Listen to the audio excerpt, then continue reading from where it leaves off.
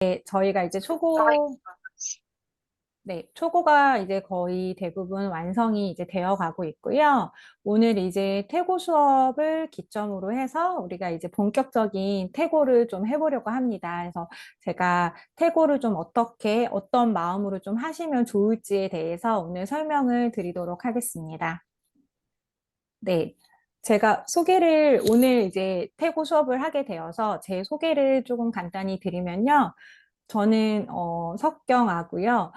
지금까지 세 권의 책을 출간을 했던 경험이 있습니다. 처음에 이제 썼던 책 이름은 이제 영국에서 살았던 경험을 가지고 이제 1년의 경험을 이제 에세이로 풀어낸 에세이 책으로 이제 한 권을 출간을 하였었고요.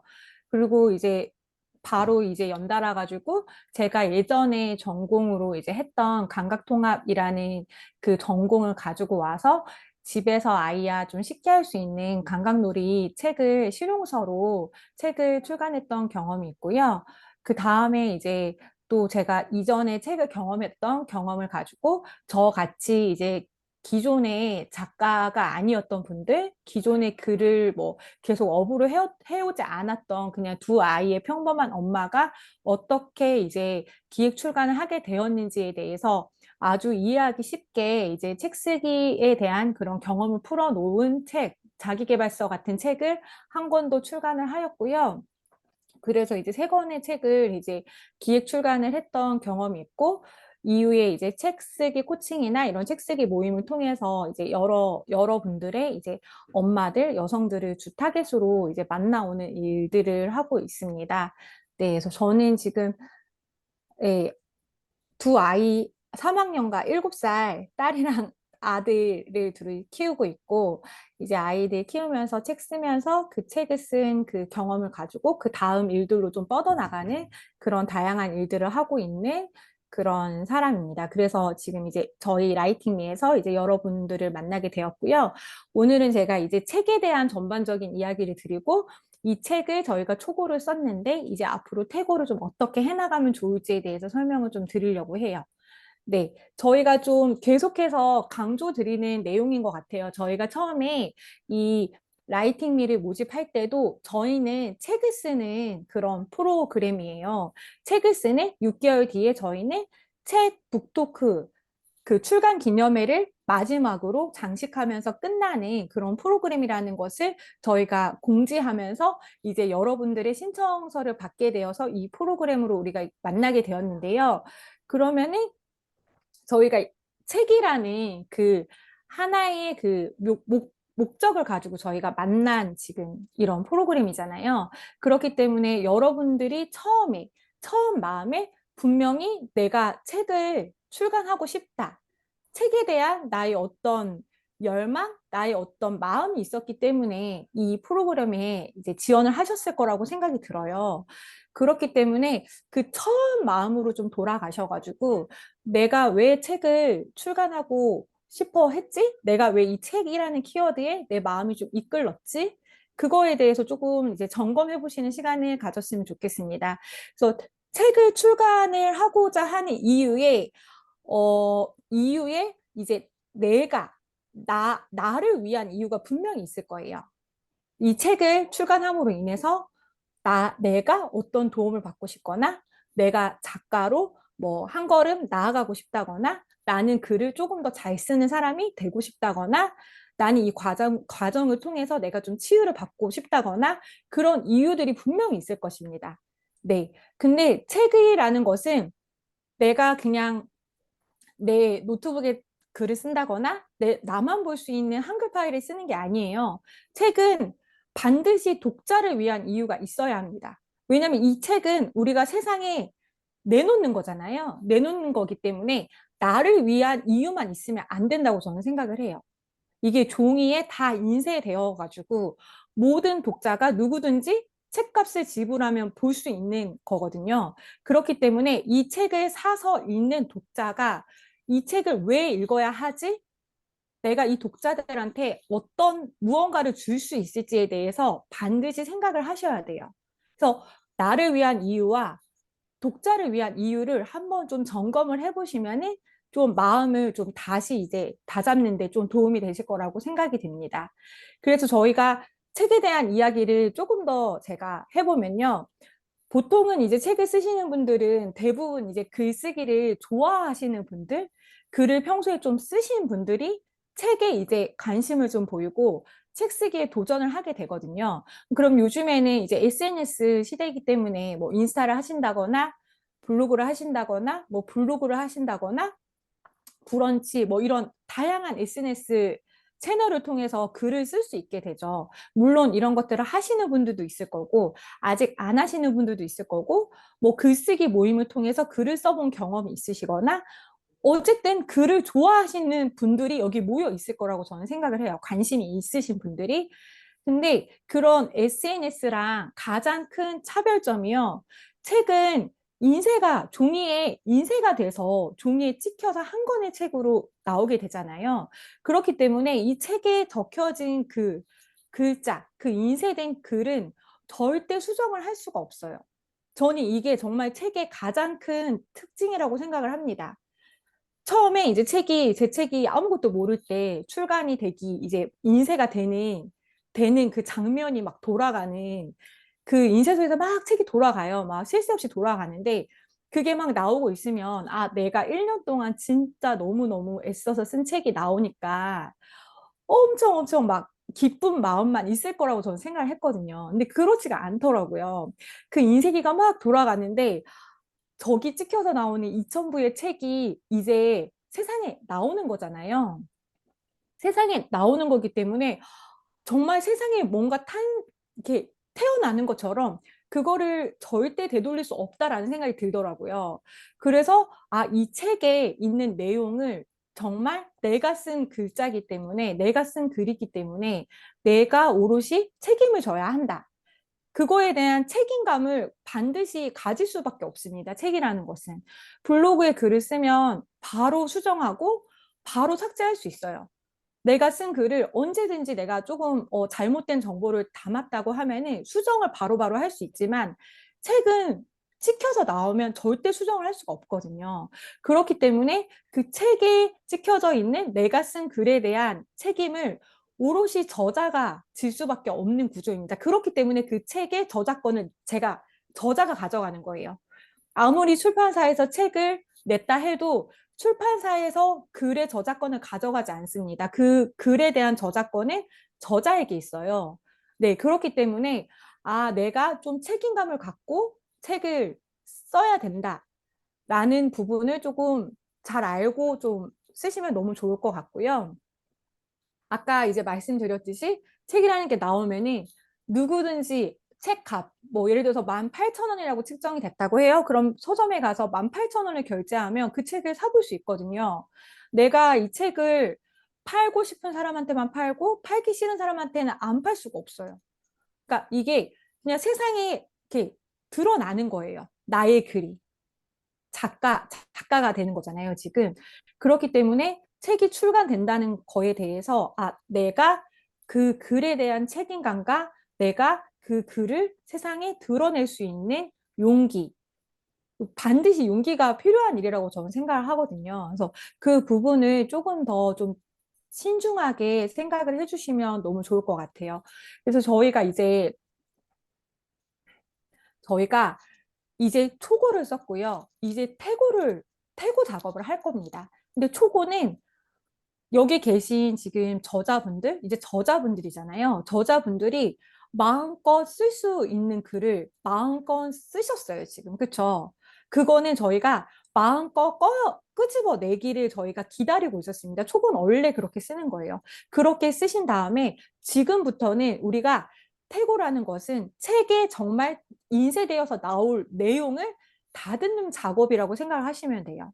그러면 이 책을 누구나 볼 수 있는 이 책에 대한 내용에 대해서 내가 책임질 수 있는지, 내가 이 책의 내용에 대해서 누군가를 내가 어, 상 누군가가 이 책을 펼쳐봤을 때 뭐 너무 상처가 된다거나 누군가가 너무 아파한다거나 그런 내용은 내 가슴에 내 노트북에 담아놓고요. 우리는 누가 보아도 상처가 되거나 누가 보아도 이걸로 막 나한테 책임을 막 지고 이렇게 하는 글에 대해서는 우리가 조금 가지치기를 하자는 거예요. 태고를 할 때는. 요거는 누구나 요 부분을 굉장히 어려워하거든요. 근데 저희도 그 과정을 태고 때 충분히 생각하시고 충분히 글을 다듬는 그런 작업을 좀 해나가시면 좋겠다고 생각을 하고요. 저희가 물론 지금까지도 그러셨을 거라고 저는 생각을 해요. 왜냐하면 처음부터 저희가 책을 쓰기 위해서 모아 적고, 지난번에 김선희 작가님께서도 이 얘기를 그대로 한번 하셨었어요. 지난번 저희가 줌 미팅을 했을 때요. 그래서 저희가 퇴고를 하면서 반드시 누가 이 책을 읽었으면 좋겠는지에 대해서 한 명을 그냥 꼭 집어서 생각하시면서 글을 써내려가도 좋을 것 같아요. 그 사람이 실제로 없더라도 한 명의 누군가를 생각하면서 쓰는 거예요. 이 책이 정말 누군가한테 어떤 메시지를 줬으면 좋겠는지. 저희가 아까 처음에 얘기했잖아요. 나를 위한 이유도 있어야 되는데 이 책을 읽는 독자를 위한 이유가 반드시 있어야 된다고. 근데 그 독자를 한 명 우리가 한번 찍어서 세워보는 거예요. 나와 같이 비슷한 상황을 겪고 있는 어떤 엄마가 이 책을, 내 글을 보고 정말 공감을 얻고 위로를 얻고 정말 조금이라도 나아갈 힘을 조금이라도 얻었으면 좋겠다. 그 사람을 생각하면서 글을 써내려 가는 거예요. 네. 그렇기 때문에 독자를 한 명으로 좁혀가지고 설정해 놓고 태고 작업을 해 나가시기를 추천을 드립니다. 그래서 저희가 지금은 초고를 썼어요. 물론 지금 뭐 태고 작업을 벌써 시작하신 분들도 있는데 저희가 지금 제목이 완전히 확정되지 않았지만 가제, 엄마의 인생 결정권이라는 하나의 주제를 가지고 저희가 초고를 썼습니다. 근데 흔히들 작가들은 초고는 쓰레기라는 말을 해요. 초고는 쓰레기지. 이런 말을 정말 많이 합니다. 초고는 써내려 간 거예요. 그냥 저희가. 써내려 갔고 초고의 뜻이 실제로도 어학사전에 초벌로 쓴 원고, 그냥 퇴고를 하는 바탕이 된 원고라고 나와 있어요. 초고가 그대로 책이 되어서 나오지가 않잖아요. 저희는 초고를 이미 작성을 하였기 때문에 그 초고를 가지고 예쁘게 다듬는 작업을 지금부터 하시면 됩니다. 근데 퇴고 작업이 정말 정말 중요해요. 그래서 어떤 작가분들은 초고가 어렵다. 어떤 작가분들은 퇴고가 어렵다. 그러시거든요. 나는 퇴고가 어렵다. 나는 초고가 어렵다 해요. 근데 초고도 어렵고 퇴고도 어려운 거 분명한 것 같아요. 근데 제가 느끼기에는 초고도 어렵고 퇴고도 어려운데 퇴고는 공을 많이 들이면 많이 들일수록 글이 예뻐질 수밖에 없다고는 생각해요. 내가 한 번 보면은 한 번 예뻐지는 거고요. 10번 보고 100번 보고 수백 번 보면은 글이 더 예뻐질 수밖에 없어요. 더 완성도가 높여져 나갈 수밖에 없다고 생각을 합니다. 그렇기 때문에 초고도 어렵고 퇴고도 어렵지만 나는 이 책을 만들기 위해서 정말 퇴고를 내가 진짜 정말 내 마음을 다해서 태고를 정말 나를 갈아 넣어서 한번 해보겠다. 그러면 글은 예뻐질 수밖에 없어요. 그래서 저희가 좀 그런 마음가짐으로 태고를 좀 해봤으면 좋겠고요. 그래서 태고가 글을 쓸 때 여러 번 생각해서 고치고 다듬는 작업을 태고라고 해요. 저희가 지금부터 해야 될 작업이고요. 제가 지금 이제 설명드리는 것을 어떤 제가 본 세 권의 책에서 이제 좀 뽑아가지고 제가 그것을 이제 참고 문헌으로 삼아서 오늘 강의 자료를 준비를 했는데요. 거기서 이런 말이 나와요. 이 정도면 대충 말 되는 거 아니야? 라는 생각이 든대요. 그러니까 우리도 글을 쓰는 사람도 내가 글을 써놓고 이 정도면 좀 잘 쓴 것 같은데? 이런 생각 들 때 있거든요. 이 정도면 글이 된 것 같은데? 그런 생각이 들 때 거기서 딱 한 걸음만 더 들어가면 된대요. 내가 조금 더 노력해보는 거예요. 조금 더 마음을 써보는 거예요. 그러면 글은 더 잘 쓴 글이 될 수밖에 없습니다. 그 작업을 우리가 태고 때 해보는 거예요. 나 좀 잘 쓴 것 같은데? 거기서 한 발 더 들어가 보는 거예요. 네, 그렇게 우리가 조금 더 완성되고 조금 더 예쁜 책을 만드는 작업을 하는 거구나라고 생각을 해주시면 됩니다. 근데 저희는 지금 공저를 쓰고 있어요. 그러니까 저희가 단독 저서를 쓰는 게 아니잖아요. 단독 저서를 쓰면은 내가 처음부터 끝까지 내가 쓰는 글이잖아요. 그렇기 때문에 나의 흐름대로 맞추시면 돼요. 근데 저희는 지금 공저를 쓰고 있습니다. 근데 공저의 태고는 조금 달라요. 네. 개인 저서랑 좀 다르다고 저는 생각을 합니다. 그렇기 때문에 내가 지금 저자분이 지금 9분이잖아요. 그럼 9명의 저자가 지금 하나의 주제로 하나의 큰 줄기를 가지고 우리가 이 책을 쓰고 있는 거예요. 그러니까 저희는 지금까지는 내 글을 계속해서 쓰고 다듬고 이런 작업을 했지만 저희 9명의 저자는 우리 전체의 책을 읽는 흐름을 가지셔야 돼요. 왜냐하면 저희가 철저하게 독자 입장에서 생각을 해야 되거든요. 근데 독자는 한 분의 저자의 글만 읽지 않습니다. 책을 사서 한 권을 다 읽어요. 그쵸? 그럼 그 독자의 입장에서 생각을 했을 때는 이 책의 하나의 큰 줄기를 따라서 읽을 수밖에 없습니다. 그렇기 때문에 우리 9명의 이 글이 하나의 큰 흐름으로 흘러가야 돼요. 전체적으로. 그렇기 때문에 우리가 이제 짝꿍 피드백도 이제 할 거잖아요. 그럴 때 내 글도 보고 다른 저자분의 글도 보고 우리가 정말 내 글이 이 하나의 흐름에 잘 맞게 가고 있는지 나의 흐름이 잘 맞고 있는지 그런 것들을 같이 파악을 하셔야 돼요. 그렇기 때문에 우리가 이 하나의 흐름에서 기승전결이 있어야 하고 물 흐르듯이 잘 흐르는구나를 판단을 하시고 저희가 지금 이 공조 프로젝트를 지금 3번째 지금 운영을 하고 있는데 짝꿍 피드백을 할 때 진짜 서로 엄청 성심성의껏 서로의 피드백을 해줍니다. 그 피드백이 뭐 다른 게 아니에요. 내 글을 내가 보면은 안 보이는 게 너무 많거든요.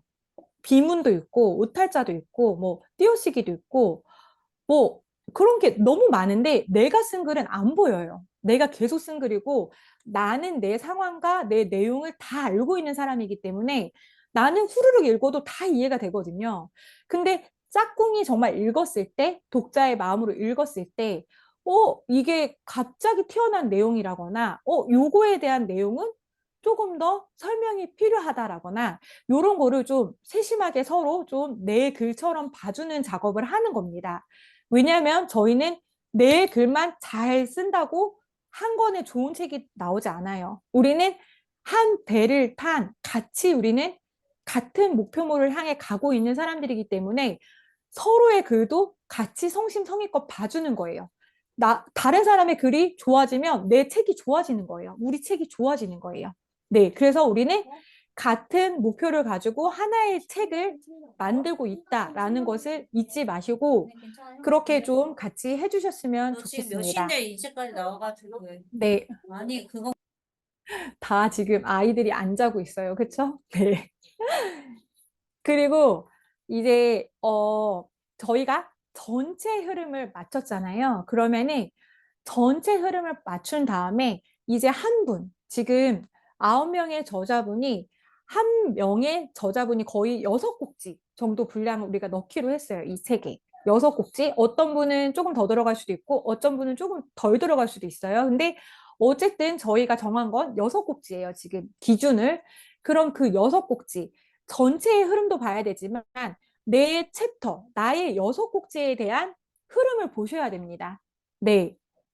네, 분명히 이 독자분들은요, 글을 읽을 때 하나의 챕터가 끝나고 하나의 저자의 이야기가 시작될 때 이 저자를 굉장히 궁금해하면서 이 책을 읽거든요.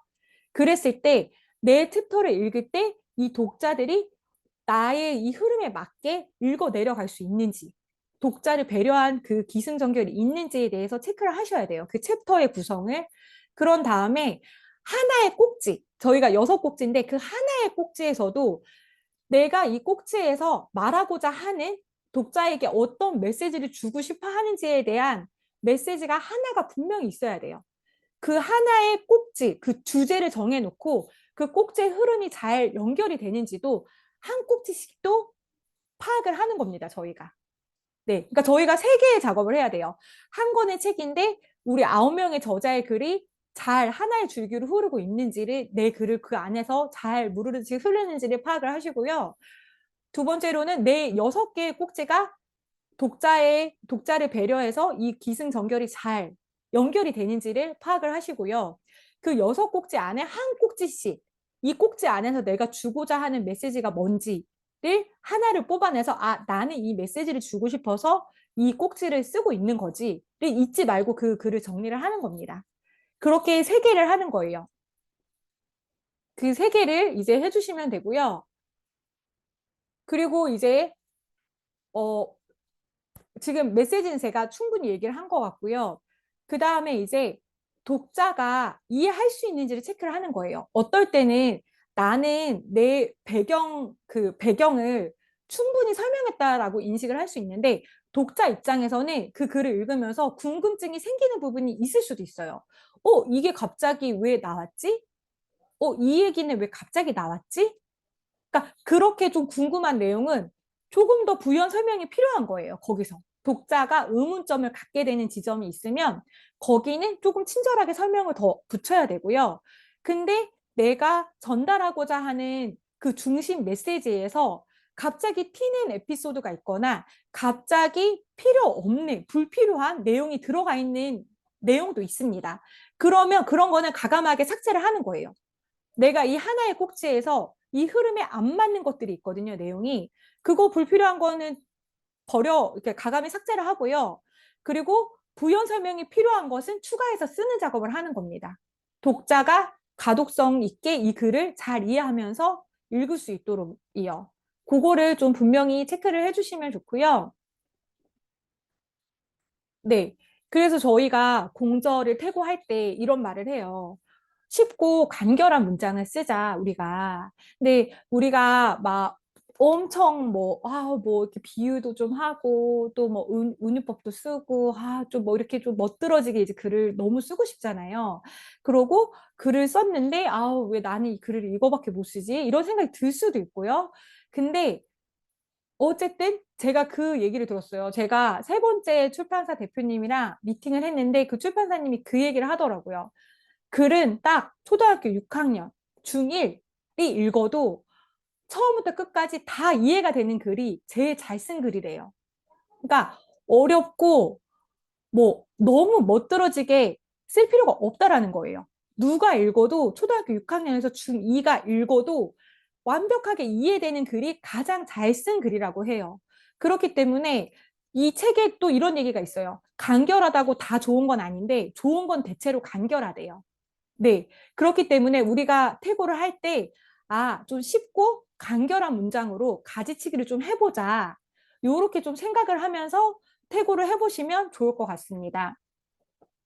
그래서 요게 이제 그 또 문장, 이 교정 교열하는 책에서 제가 참고를 해서 가져온 내용인데요.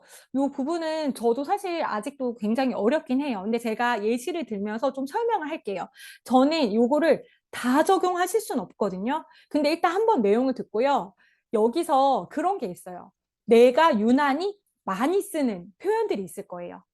어떤 사람들은 아예 안 쓰는 표현을 나는 내 글에서 굉장히 많이 쓰는 표현들이 있어요. 뭐 어떤 분들은 나는을 많이 쓸 수도 있고요. 어떤 분들은 뭐 이것이, 뭐 저것이 이런 지시대명사를 많이 쓸 수도 있고요. 내가 표현을 많이 쓰는 표현이 분명히 있을 거예요. 그 글을 계속 태고를 하다 보면 그게 딱 보이거든요. 한 꼭지에도 막 10개 이상 막 쓰는 그런 단어들이 있어요. 그런 것들은 지금 제가 설명드리는 것을 보고서 좀 고치시면 좋을 것 같아요. 이걸 다 적용하실 수는 없지만요. 그럼 저희가 지금 쉽고 간결한 게 대체로 좋다라고 얘기를 했어요. 그래서 우리가 지금 그 문장에서 빼기 공식을 좀 적용해서 한번 빼보는 작업을 해보는 겁니다. 그래서 좋은 문장은 주로 빼기를 통해 만들어진대요. 근데 적을 것들을 빼보세요. 이게 무슨 말이야? 근데 제가 예시를 지금 다 설명을 드렸거든요. 적을 빼보세요, 저희가. 예를 들어서 사회적 현상이면 우리가 이거를 적을 빼고 사회 현상으로 써보는 거예요. 간결하게. 문제적 발언이면 그냥 문제 발언, 적을 빼보는 거예요. 요거는 없어도 내용을 전달하는데 전혀 문제가 되지 않는 것은 문장에서 그냥 삭제하는 거예요, 저희가. 그 다음이 예시 2를 보시면 의예요. 이사를 하는 것은 그 다음의 문제다. 이렇게 썼어요. 그러면 그냥 의를 빼는 거예요. 이사는 그 다음 문제다. 지금 것도 빼고 의도 뺐어요. 이사하는 것은 그 다음의 문제다. 굳이 이렇게 쓸 필요가 없거든요. 이사는 그 다음 문제다. 이렇게 간결하게 쓰는 거예요. 그 다음이 이제 들인데요. 들이 이제 복수의 의미가 있잖아요. 그럼 예시를 보시면 모든 아이들이 새떼들을 보고 있다. 근데 모든 아이면 그냥 복수가 들어가 있잖아요. 그러니까 들을 빼는 거예요, 저희가. 모두 아이가 새떼면 당연히 새가 여러 마리 있는 거잖아요.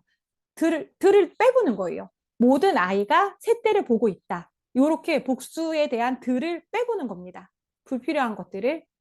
것, 여행하는 것은 행복한 것이다. 근데 한번 줄여보는 거예요. 여행은 행복한 것이다. 그냥 독자에게 전달하는 뜻이 똑같습니다. 더 줄여보면은 여행은 행복이다. 여행하는 것은 행복한 것이다.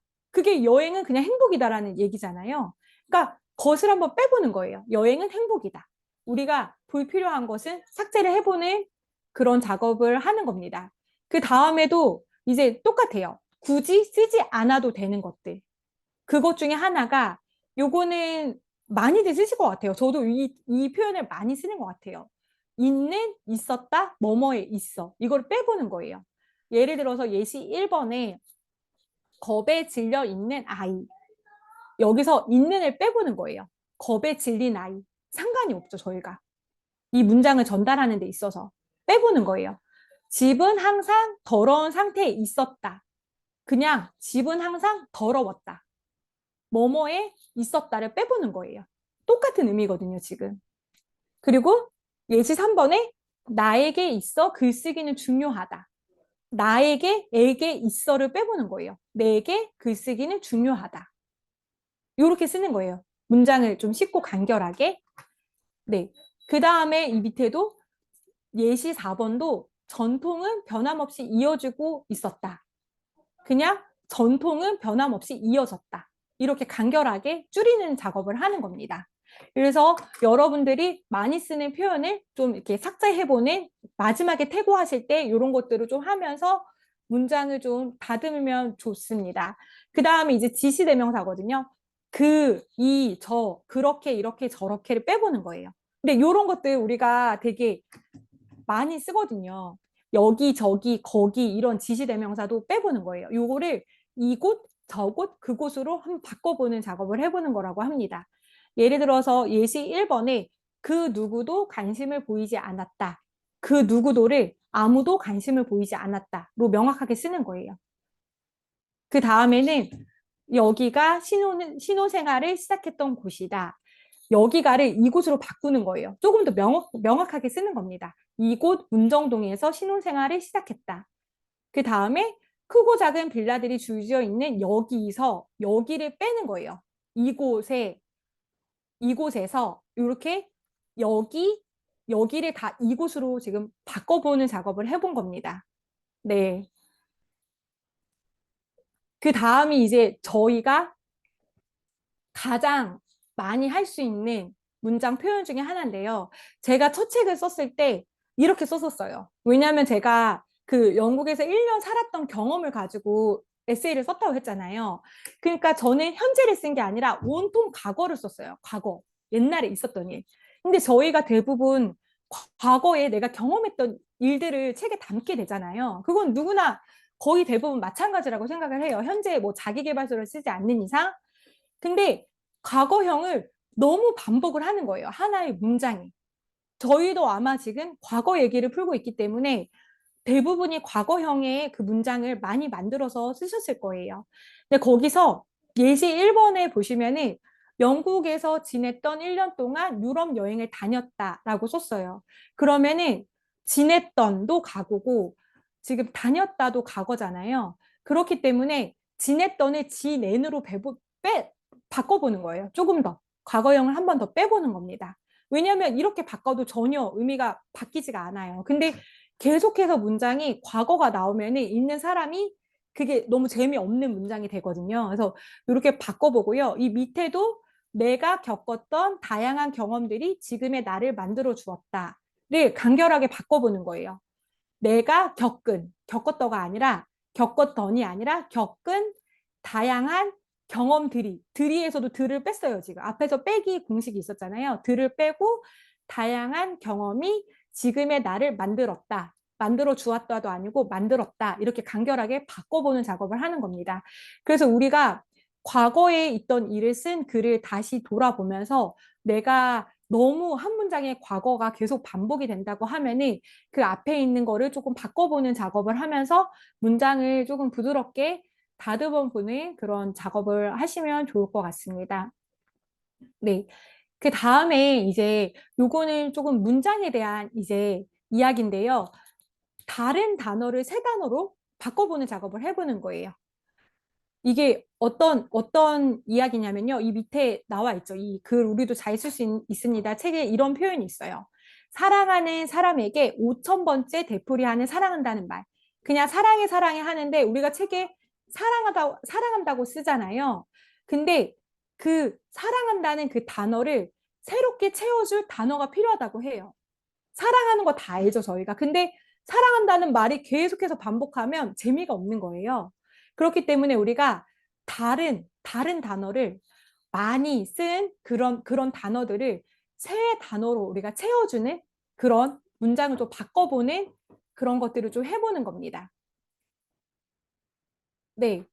그 다음에 이제 새로움의 공식이에요. 지금 저희가 앞에는 빼기의 공식을 했는데 지금 이제 새로운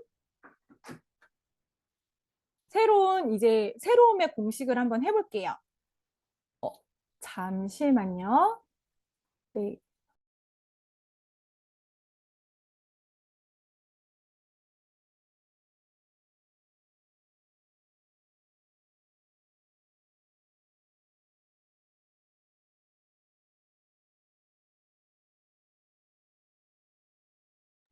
네, 저희 아이들이 지금 이제 자러 간다고 해가지고, 네, 이어서 계속 할게요. 저희가 이제 추상적인 단어를 구체적인 표현으로 한번 바꿔보는 거예요. 뭐 예를 들어서 내가 이런 문장을 썼어요. 내 뱃속에서 태어난 이 아이를 사랑한다. 이렇게 썼어요. 근데 사랑한다라는 단어가 좀 많이 쓴 것 같아요. 그래서 나는 이 표현을 좀 바꿔보고 싶어요. 그래서 내가 이 아이를 사랑했던 그 순간으로 한번 돌아가 봤더니 나는 아이가 이렇게 배는 쪽으로 해서 꼼지락꼼지락 하는 아이를 보고 있으면 진짜 내 마음에 사랑이 막 벅차오르는 것 같았어. 그러면 그 순간을 기억해서 그거를 한번 묘사를 해보는 거예요. 그럼 이걸 보면, 아, 이 엄마가, 이 아이가 태어나서 정말 사랑스러웠구나. 이 엄마가 아이를 사랑하는 마음이 누가 봐도 느껴지잖아요. 근데 우리가 그거를 사랑한다는 말로 그냥 퉁치지 말고, 그거를 생생하게 한번 표현해 보는 거예요. 재미있고 예쁘게. 그렇게 좀 바꿔보는 작업을 좀 태고하실 때 하시면 좋고요. 그 다음에 이제 유난히 내가 많이 쓰는, 반복해서 쓰는 단어가 있을 거예요. 좋다라거나, 뭐 행복하다라거나, 뭐 슬프다, 고통스럽다, 뭐 이런 단어들을 내가 반복해서 많이 쓰는 단어들이 있을 거예요. 근데 그 단어들을 내가 좀 살펴본 다음에, 아, 나는 좀 너무 좀 내 글에 너무 많이 나오는 단어니까 나는 좀 새로운 단어를 사용해 보겠다 했을 때 저는 네이버 국어 사전을 많이 활용을 했습니다. 실제로. 저도 이제 글을 계속 처음부터 썼던 작가가 아니잖아요. 제가 뭐 글쓰기를 전공한 사람이 아니기 때문에 네이버 국어 사전에 이제 치는 거예요. 어떻게 치냐면요. 제가 뭐 예를 들어서 갑작스럽다를 엄청 많이 쓴 거예요. 그래서 갑작스럽다, 근데 갑작스럽다 단어 너무 좀 식상한 것 같은데 좀 바꿔볼까? 하고 이제 네이버에 갑작스럽다를 쳐봤어요. 쳐봤더니 이제 갑작스럽다랑 비슷한 말, 유의어, 비슷한 단어를 막 추천을 해줍니다. 네이버 어학사전에 들어가면은. 그러면, 아, 급작스럽다, 난데없다, 느닷없다, 돌연하다, 뜬금없다, 뭐 창황하다. 막 새로운 단어들. 근데 비슷한 뜻을 가진 단어를 막 추천을 해줘요. 그러면 내가, 아, 갑작스럽다는 단어를 너무 많이 썼으니까, 아, 나는 좀, 뭐, 느닷없이 이렇게 좀 바꿔볼까 단어를 하고 좀 새로운 단어로 한번 채워보는 거예요. 글을 좀 예쁘게 만드는 작업이죠. 이렇게 좀 해보면 좋고요. 그래서 저는 네이버 이제 국어 사전도 글 쓸 때 많이 참고를 했고요. 그리고 이제 책을 읽으시잖아요. 책을 읽을 때 진짜 딱, 정말 이 작가가 어떻게 이런 단어를 썼지? 너무 세련된 단어를 쓰는 거예요. 어떻게 이런 표현을 썼지? 그런 것들은 저는 카카오톡에 그냥 섞여가 있으면 제 채팅방에다가 해시태그 걸어서 저장해 놓거든요. 나도 나중에 이 단어를 한번 써봐야겠다. 글을 쓸 때. 이 단어를 쓰니까 너무 세련된 거예요. 그럼 그런 거를 약간 나만의 단어장처럼 체크를 해 놓는 거예요. 뭐 10개, 20개를 막, 내가 나중에 이 멋스러운 단어를 한번 써가지고 문장을 한번 만들어 봐야지. 그렇게 해서 그 단어장이 있으시다고 하면 그 단어장을 좀 활용해서 글을 좀 꾸며봐도 좋고, 나는 잘 모르겠다 하면 네이버 국어사전에 가서 비슷한 유의어를 좀 찾아서 새로운 단어로 좀 채워 넣는 그런 작업을 해보셔도 좋습니다. 그래서 이제 저희가 지금 가장 먼저 해야 될 것은요. 큰 줄기에 따라서 내 내용을 맞추는 거예요. 내 내용을 잘 써내려 가는 거예요. 그거를 다 하시고요. 한 네 챕터도 점검을 하시고 하나의 꼭지에 내가 흐름을 잘 맞췄는지 메시지에 맞게 잘 맞췄는지를 체크하신 다음에 이제 이거를 다 했어요. 이제 거의 다 된 것 같아요. 그랬을 때 이제 하는 거예요. 지금 이거 제가 지금 추천해 드리는 거예요. 지금 비문 찾기. 그러니까 결국에 문법에 맞지 않는 글을 찾아내는 걸 제가 지금 앞에 말씀드렸어요. 뭐 빼기도 하고 우리가 새로움도 더해보고 하는 거는 이 앞단에 제가 순서에 설명드렸던 작업을 다 하신 다음에 하시는 거예요. 지금부터 내가 뭐 적을 찾아서 빼고 것을 찾아서 빼고 그렇게 하는 게 아니라 마지막에 하시는 작업입니다. 그게. 그때 내가 비문을 찾는 거예요. 내가 말이 안 되는 문장을 찾아내는 거예요. 문법에 맞지 않는 문장. 그거를 찾아낼 때는요, 방법이 이제 저는 이렇게 하면 좋다고 생각을 해요. 일단은 인쇄를 해서 보는 게 제일 좋습니다. 화면으로 보거나 핸드폰으로 보면은 잘 안 보여요. 오타자도 안 보이고, 띄어쓰기 틀린 것도 안 보이고, 문법에 맞는지 안 맞는지도 안 보여요. 근데 우리가 내가 쓴 글을 프린트, 인쇄를 해가지고 종이로 보잖아요. 안 보이던 게 막 보여요. 안 보이던 게. 막 찾아냅니다. 틀린 게 엄청 많아요. 이게 진짜 무서운 게 출판사 마지막에 넘기는 전날까지도 오탈자가 막 나와요. 진짜 깜짝깜짝 놀랍니다. 내가 이거 수십 번을 봤는데 오탈자가 막 나와요. 책이 인쇄가 되면 고칠 수가 없는데 오탈자가 막 전날에도 나오니까 이거 어떡할 거예요. 그러니까 진짜 나는 이거를 꼭 찾아내고 말리라라는 진짜 막 이를 꽉 물고 막 찾아내는 거예요. 프린트 해가지고 읽어요. 읽고 종이로 줄을 그으면서도 막 읽어요. 내 글이니까 나중에는 내가 이 글을 통째로 다 외워버렸거든요. 그래서 내가 아무리 읽어도 틀린 게 안 보여요, 저는. 그래서 줄을 그으면서 마치 뭐 보물찾기 하는 것처럼 어떻게든 나는 찾아내고 말 거라는 마음으로 막 찾는 거예요. 그렇게 찾고 그렇게 한 다음에 또 소리내서도 읽어봐요. 소리내서 읽으면 또 보여요. 소리내서 읽다 보면 뭐가 틀린 게 또 나오거든요. 소리내서 또 막 읽어요. 읽어서 틀린 걸 막 찾아요. 그렇게 하고 퇴고할 때 내가 이 글을 너무 많이 보고 있으니까 이제 좀 덮어두는 거예요. 하루 이틀은. 덮어둔 다음에 좀 다른 생각도 하고, 다른 활동도 하고, 다른 일상생활 하다가 좀 시간차를 두고 다시 꺼내서 한번 읽어보는 거예요. 그러면 또 보여요, 이게. 또 보입니다, 오탈자가. 그러면 또 그때 또 막 찾아내는 거예요. 그렇게 찾아내고, 아까 말씀드렸듯이 저희가 짝꿍 피드백 한다 했잖아요. 짝꿍이랑 크로스 체크 한다 했잖아요. 그런 작업을 해주는 거예요.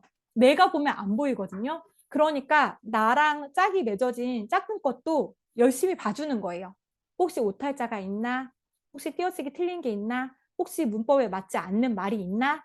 그런 거를 우리가 같이 점검해주는 작업을 하는 겁니다. 그래서 그거를 그렇게 마지막까지 이제 우리가 그렇게 하는 작업을 하는 것까지가 우리가 태고고요.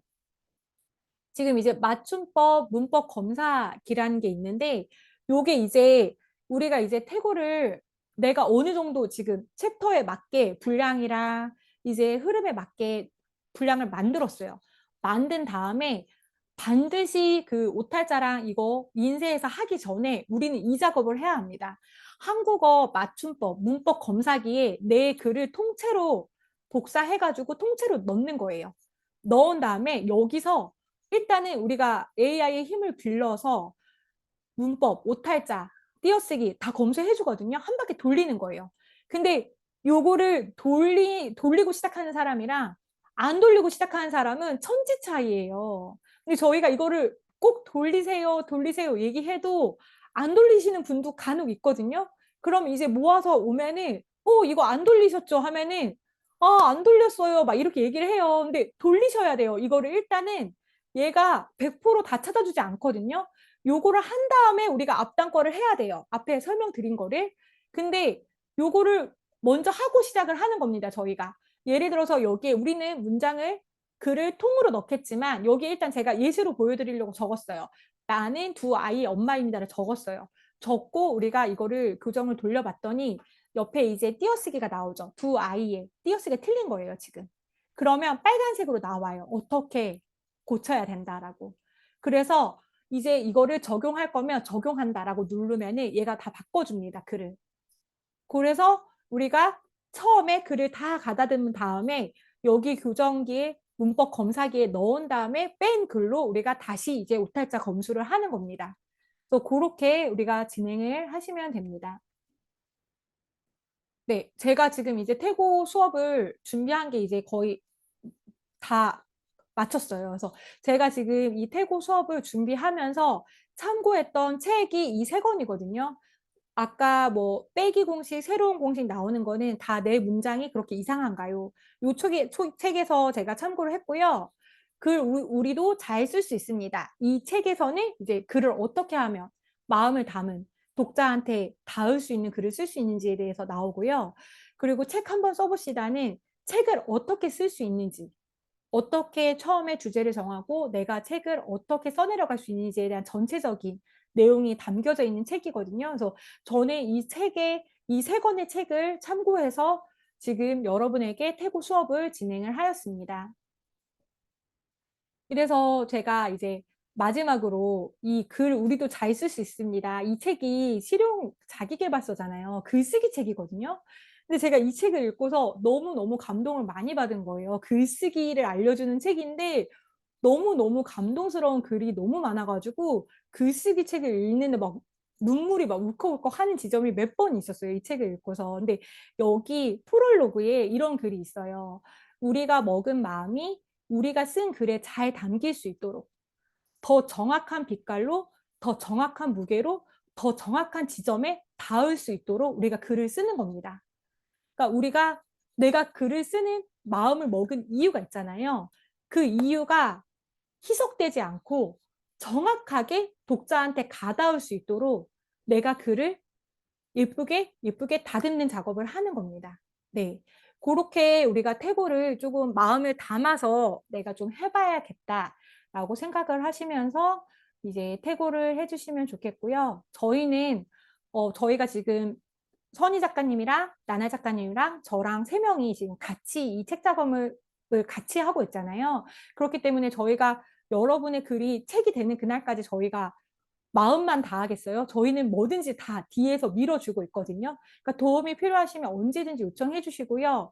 같이 저희가 끝까지 이제 마음 담아서 책을 만들 거기 때문에 우리가 좀 끝까지 좀 힘을 내서 좀 같이 좀 도움이 되는 예쁜 책을 좀 만들었으면 좋겠습니다. 네, 저는 이제 이상으로 태고 수업을